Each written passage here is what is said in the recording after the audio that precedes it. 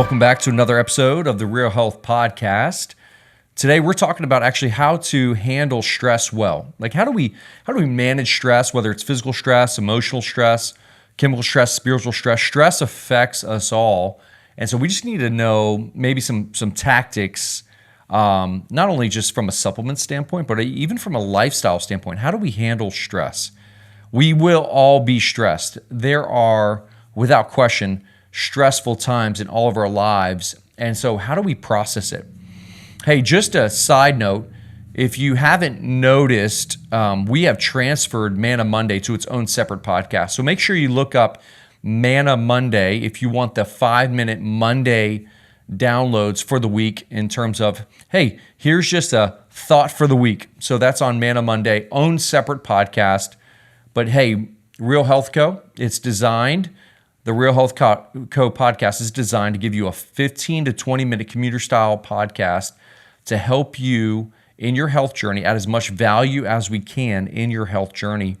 And not just for you, but for your entire family. Today is going to be probably more for the adult, more for you as a parent walking through a journey potentially of stress. And now how do we process it? And then how do we obviously support it in those seasons? I know for me personally, there's only been a couple times in my life where I felt the stress, really the stress build up to where, you know, it affects your sleep. It causes even a sense of anxiety or anxiousness, heart palpitations, right? Like we all feel that. And so I think it's important to help you understand how to process it. Stress is not meant to be avoided. It's meant to be kind of met head on and realize, hey, if your body is giving you this warning sign of stress, how do we handle that? All right. And so I want to give you just some really practical tips to help you in the most stressful seasons of life. For me, fall is super busy.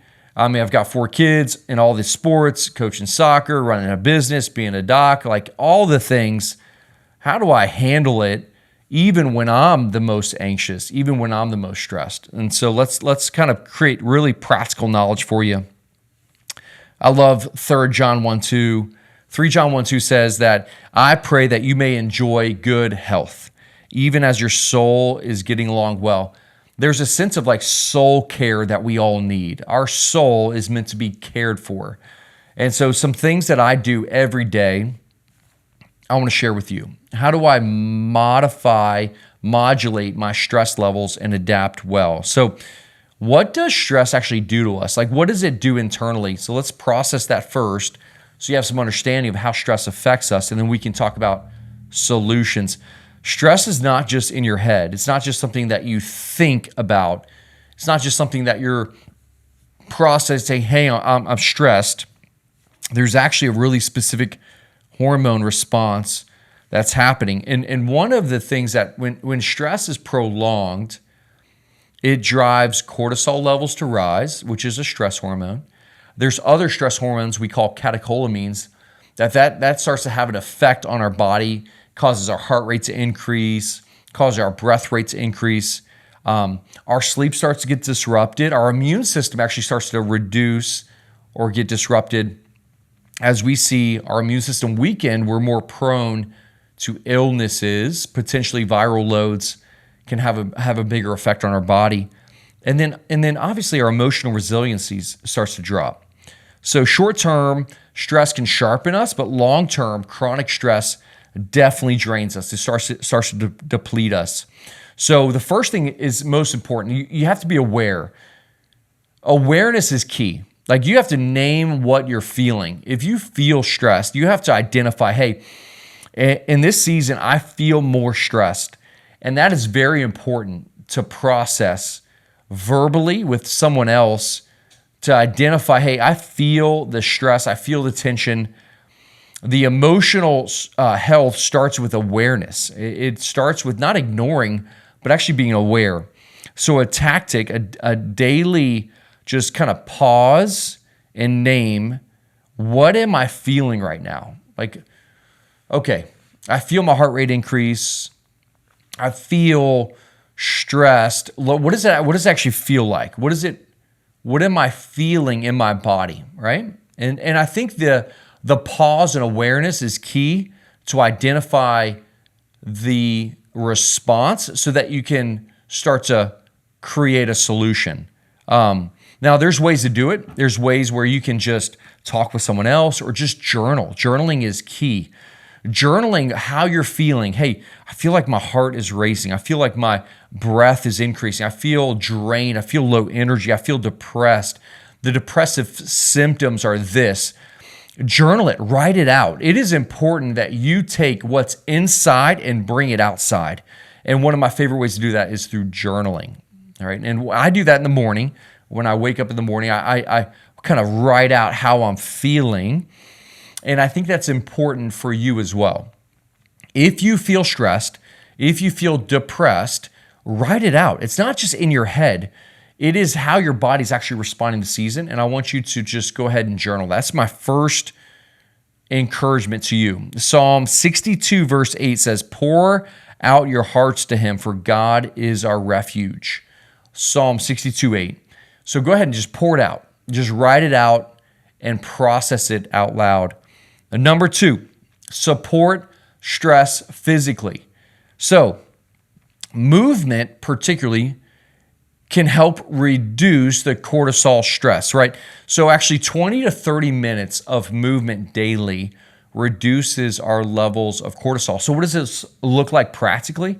Well, this is a beautiful season. Fall is in the air. Get out and move. Get out and walk.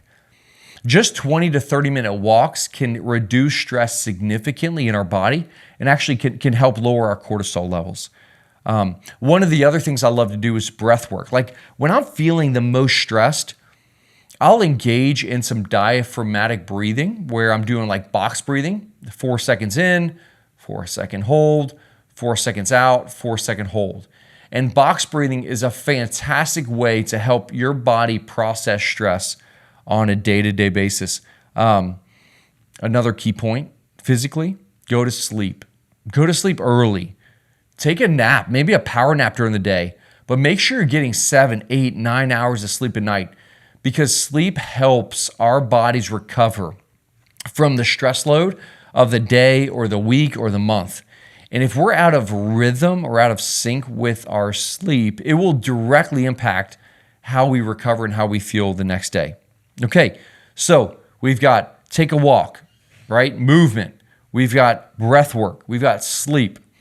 What are some supplements that are key to help you handle stress? One of my favorite supplements, like if you feel anxious, if you feel like your stress levels are high, one of my favorite supplements is called Catechol-Calm. Catechol-Calm. And so what this supplement is it's a bunch of different herbs to help our bodies handle stress. It keeps our kind of stress hormones at bay and prevents us from getting into that high stressed feel state, that anxious state, that anxiety state. So Catechol-Calm is one of my favorites. Number 2 is magnesium. Magnesium at just a couple hundred milligrams twice a day really can calm our nervous system quite well. Any type of adaptogenic herb is great. Ashwagandha, rhodiola, ginsengs are great at helping our adrenal system handle stress. And of course, B vitamins. The B vitamins get depleted significantly under stress. So making sure you're consuming a high quality methylated B vitamin can really help your body process stress really well. So when we think about physical support, we're walking, we're sleeping, napping, right? We're doing breath work and we're supplementing our bodies really well. What about nutrition? Nutrition plays a huge role as well. So when we consume bad foods, inflammatory foods, sugar, for instance, it creates an excitement to the nervous system, and that's not what we want. We want to calm down the nervous system. We want to support the body to heal and regulate. So making sure you're consuming nourishing foods, calming foods, right? Foods that are supportive to our body's health, right? So healthy proteins, healthy fats, healthy carbohydrates. Even having a day of fasting where you're just removing food and letting your body heal and regulate can be super impactful as well. What are some What are some emotional supportive tools, right? That's the physical. What about the emotional piece, right? One of the most important things is setting boundaries. So when you say yes to something, you are going to say no to something else. And so it's important to make sure that your yes is right so that you're not saying yes to everything, right? If you're emotionally depleted and stressed, it's also important to make sure that you're not saying yes to everything. Now, I'm a person that will say yes to a lot of things and get me in trouble. And so what I realize is that you only have so much capacity. And so if you're saying yes to a lot of things, you will say no to something else. And a lot of times you're saying no to your recovery. You're saying no to your sleep. You're saying no to your body's ability to regulate. And so make sure you're choosing your yeses and nos wisely in this season as well. Set boundaries. Make sure you're making proper decisions, wise decisions, where you're expending energy in a mindful way. You're not just saying yes to everything. One of my other favorite emotional tactics is journaling, specifically with gratitude. So at night, what I like to do is I like to write 3 things that I'm grateful for from the day. Like, what are 3 highlights? What are 3 things that went so incredibly well? And then after I write those 3 things down, and maybe it's 4, maybe it's 5 sometimes, I like to think ahead, right? So like Jewish tradition is actually when the sun goes down, the start of the next day begins. It's not when you wake up in the morning. And so what I like to do is frame my mind towards the day tomorrow. And I like to write down 3 things that if they were to be done, it would be just it'll be an incredible day. So what am I looking forward to of the next day? So that when I wake up in the morning and when I rise, I'm already thinking in my soul, in my spirit, I'm already thinking, hey, these 3 things are something that I'm looking forward to when I wake up.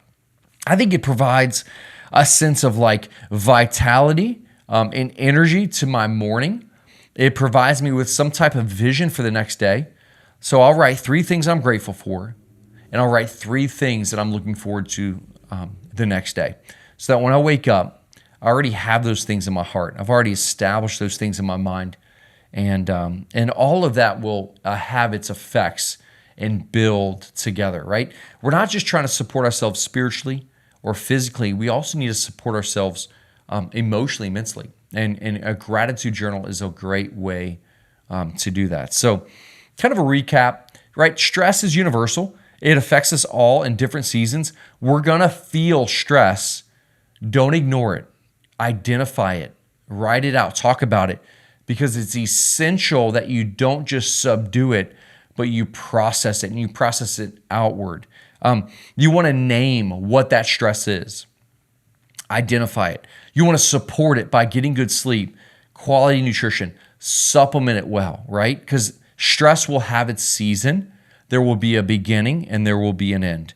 Practice boundaries, practice gratitude, practice journaling. Think 3 things that you're grateful for, 3 things that you're looking forward to, and anchoring always in faith that tomorrow is going to be a better day, that this season will come to an end.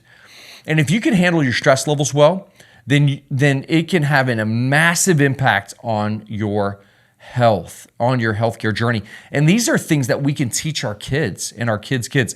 These are generational tactics that we can help our kids process stress better because we don't want to ignore it. We don't want to run away from stress. We want to run through it and we want to work through it.